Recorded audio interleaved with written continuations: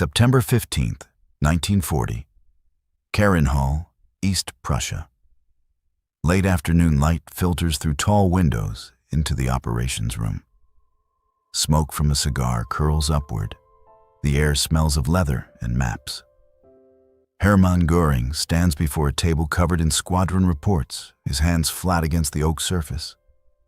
Outside, autumn leaves fall without sound. Inside, a radio operator removes his headset slowly. The numbers are final. 60 aircraft lost. 60 in 6 hours. Göring does not move. He stares at the map of southern England, where red pins mark the graves of his Luftwaffe. They thought 4 days would be enough. But what they saw that day changed everything. The room is too quiet for war. Officers stand along the walls, their uniforms pressed, their faces pale. No one speaks.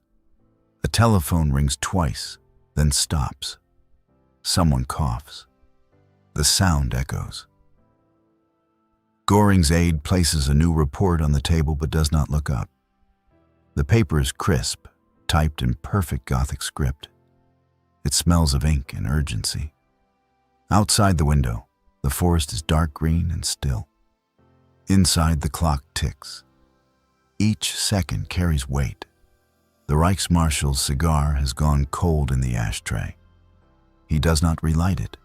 His eyes trace the English coastline on the map, following the thin pencil marks that show the bomber routes. Lines drawn with confidence 3 weeks ago, now crossed out in red. A radio man whispers to another. Göring hears it. He hears everything now. The floorboards creak as he shifts his weight. His breath is steady, controlled. But his hands, still pressed against the table, have begun to tremble. 4 weeks earlier, Göring had promised Hitler the impossible. "Give me 4 days of clear weather," he said, "and the RAF will cease to exist." It was not arrogance. It was mathematics. The Luftwaffe had 2,800 aircraft. Britain had fewer than 700 fighters. The numbers favored Germany overwhelmingly. Every general agreed. Every calculation confirmed it. Adlertag, Eagle Day, was launched on August 13th with 1,185 sorties. Göring watched from his estate as reports flooded in. Airfields bombed, hangars burning, runways cratered. The British were retreating. The invasion barges waited in French ports. The channels shimmered under summer sun, narrow and crossable. Victory seemed mechanical, inevitable. By late August, the Luftwaffe had flown over 14,000 sorties. Göring received congratulations from Berlin. Medals were prepared. Champagne arrived in crates. Intelligence officers reported RAF pilot losses exceeding 300. "They are finished," the report said. 1 more week. But September brought something different.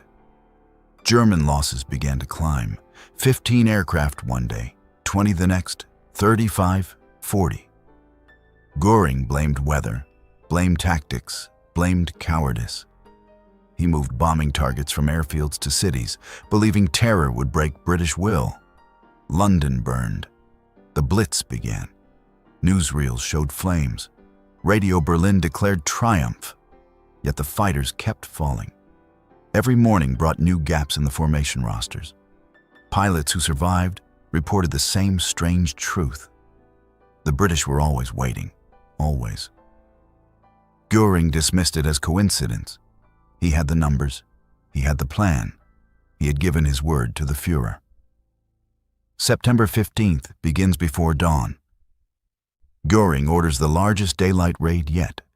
Over 200 bombers escorted by 600 fighters, targeting London in 2 massive waves. The first wave crosses the channel at 11 Hwao. Within minutes, radio chatter fills the operations room. Spitfires at Angels 2-0, engaging now. Squadron scattered. Request support.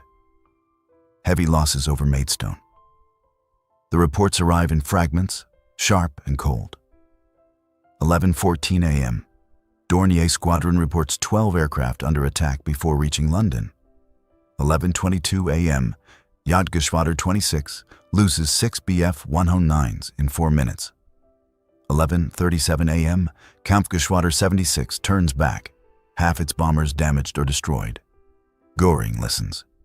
He does not interrupt. The second wave launches at 14 Os Warhaus. The same pattern repeats.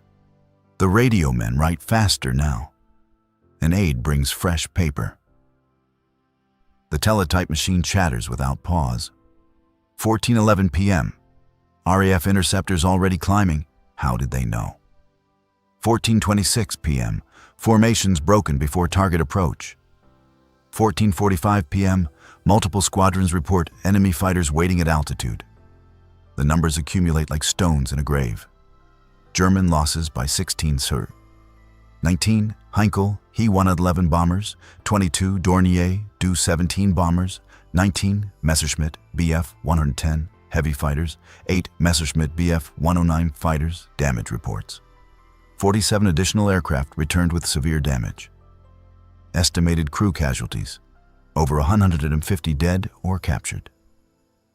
Bomb tonnage delivered. Less than 30% of mission objective, the British lost 26 fighters. 26. Göring orders the teletype transcripts laid before him. He reads them slowly. One phrase appears again and again in pilot reports. They knew we were coming. Another pilot writes, intercepted before landfall, as if guided. A squadron leader's final transmission. They see us before we see them. An intelligence officer steps forward. His voice is quiet but clear. He holds a thin file marked Geheim, secret.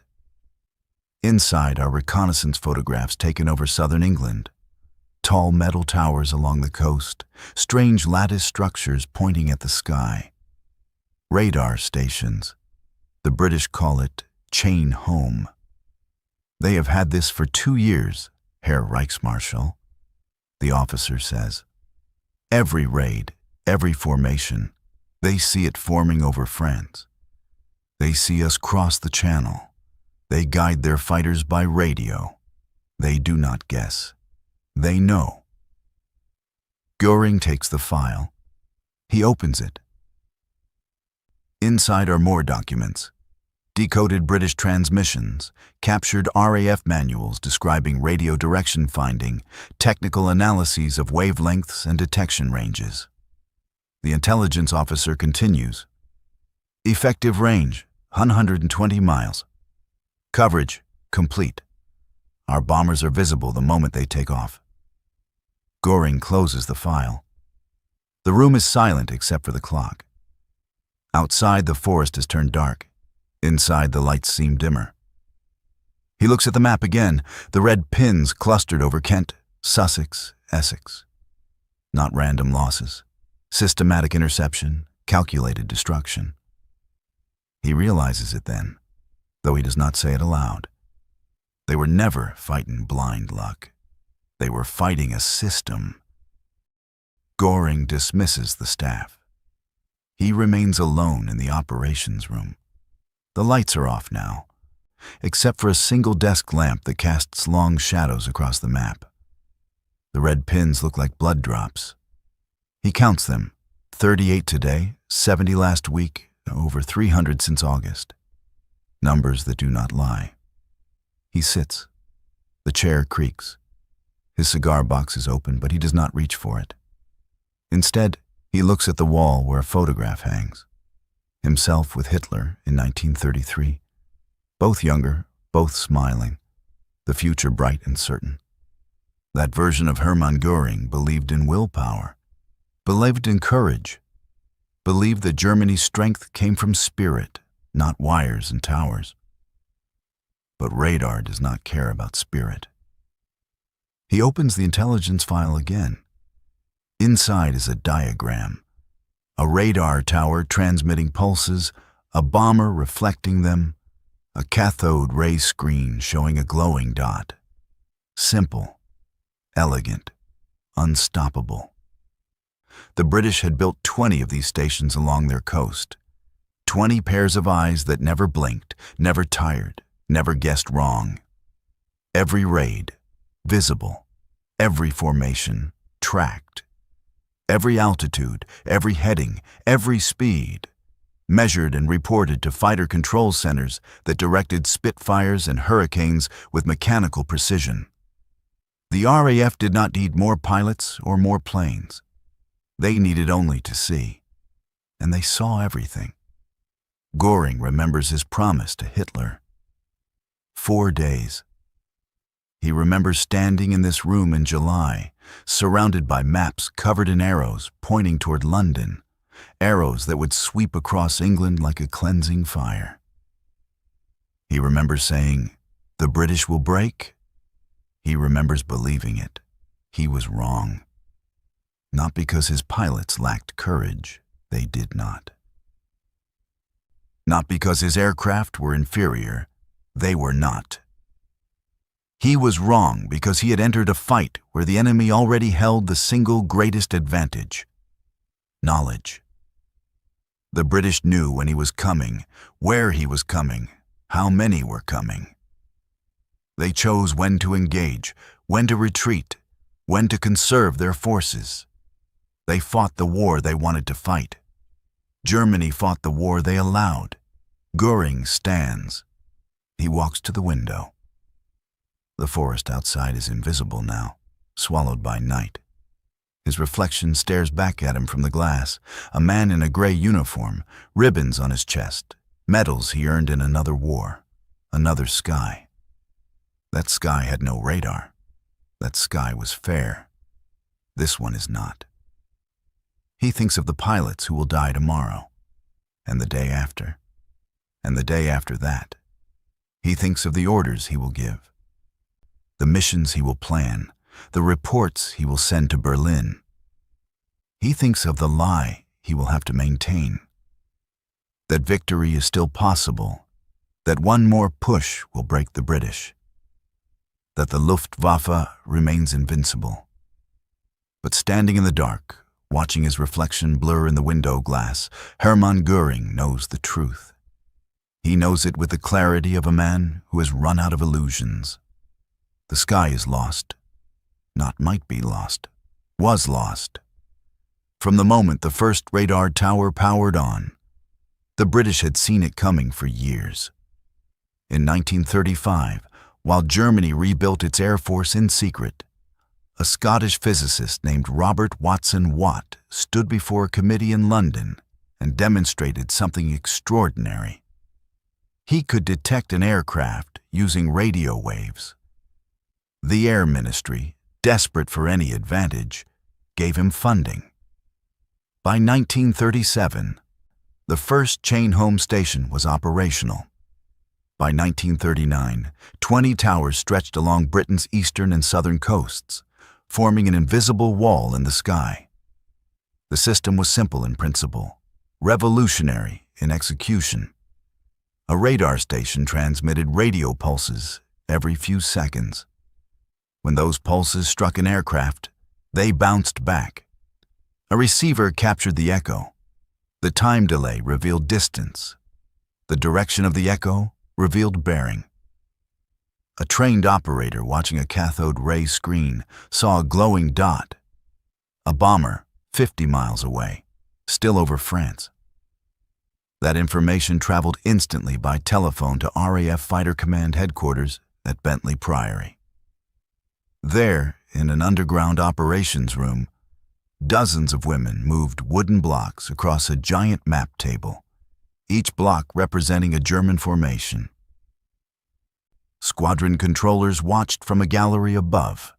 When the enemy crossed the coast, fighters were already climbing to intercept, not scrambling in panic, climbing calmly to the correct altitude, guided by radio to the exact position where they would meet the bombers head-on. The Germans never understood why they were always outnumbered at the point of attack. Luftwaffe intelligence assumed the RAF had thousands of fighters. They did not. The RAF had radar. Göring's failure was not ignorance, it was dismissal. German scientists had demonstrated radar in 1934, 1 year before the British.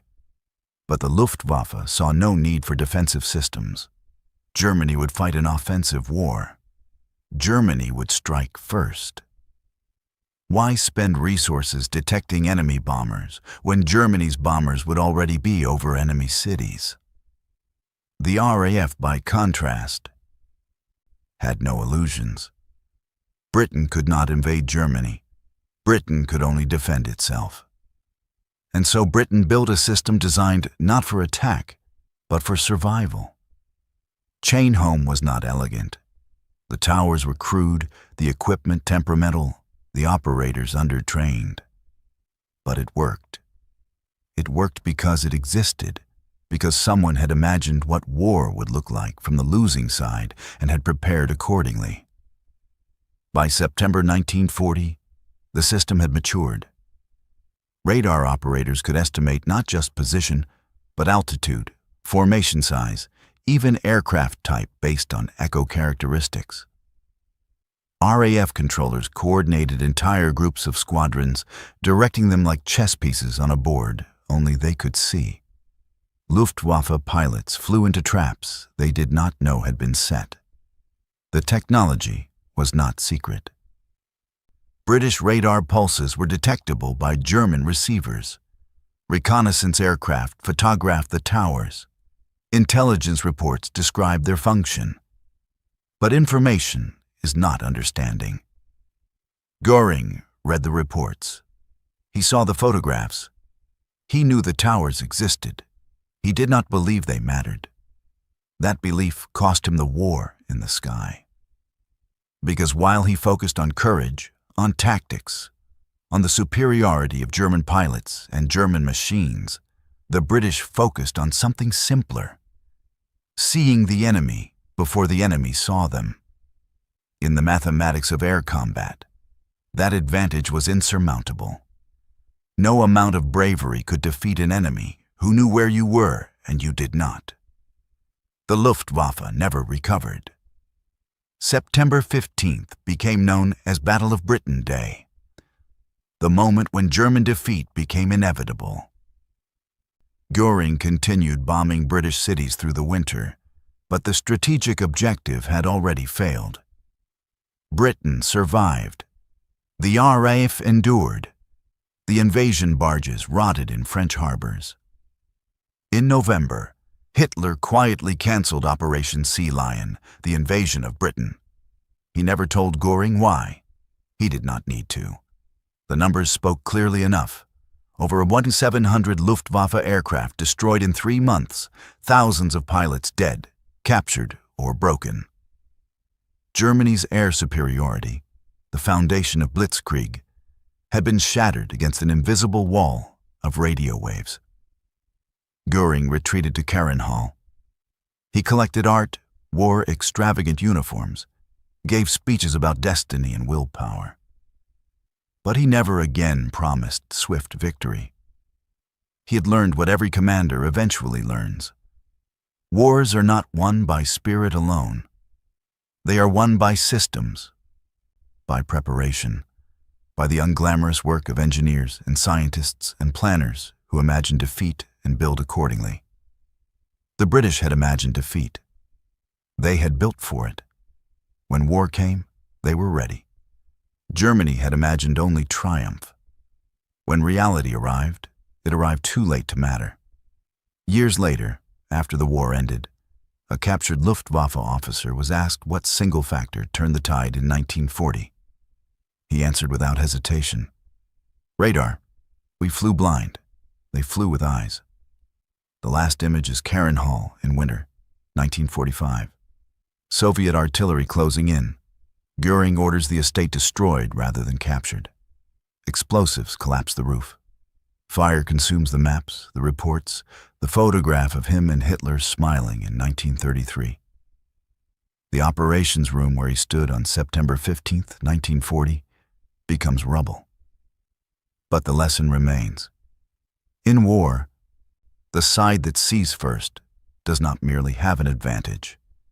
It controls the entire battlefield. Technology is not a replacement for courage. It is the force that decides where courage is spent and whether it matters. The Luftwaffe had brave pilots. Britain had radar. One was not enough. The other was everything. Hermann Göring learned that truth in a quiet room in September, standing before a map covered in red pins. He learned it too late. History does not forgive late lessons. In war, knowledge is not power. It is survival, and those who cannot see are already defeated.